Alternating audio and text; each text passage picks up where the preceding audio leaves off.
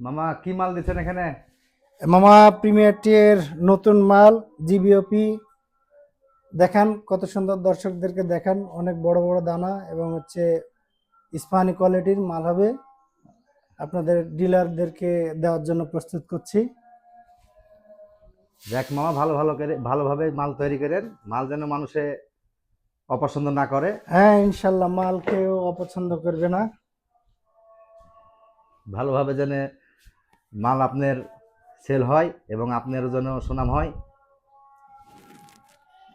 মামা তাহলে আমরা মেশিন অন করি নাকি?